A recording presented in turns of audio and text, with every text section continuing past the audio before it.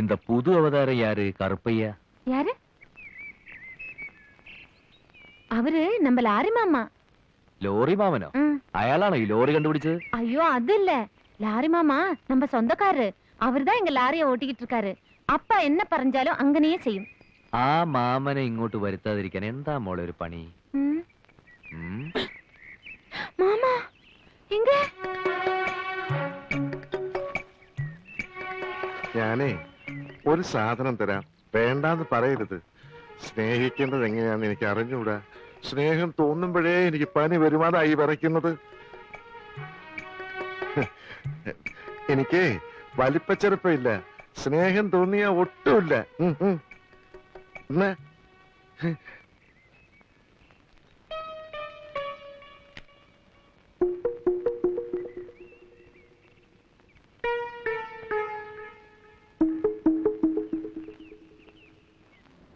Lorry മാമ, lorry mama,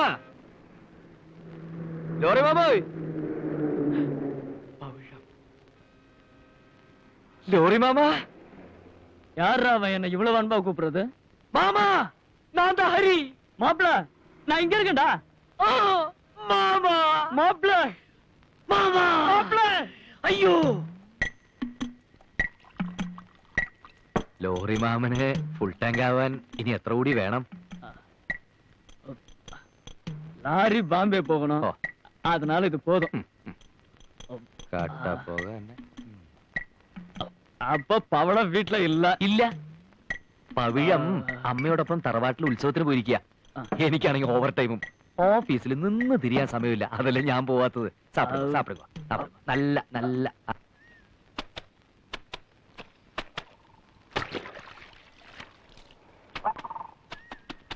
പവിഴം, നിന്റെ lorry മാമനെ കണ്ടു.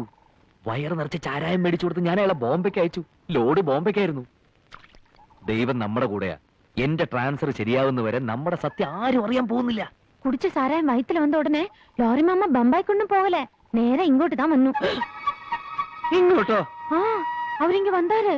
എന്നെയും കണ്ടാரு, അതുക്ക് മുന്നേ ഉങ്ക അമ്മാവെയും കണ്ടാரு. மாமா அம்மையோட பறஞ்சில்ல. என் கையை பிடிச்சாரு, கொஞ்ச நேரம் கரைஞ்சாரு, அப்புறம் போயிட்டாரு. என் அம்மா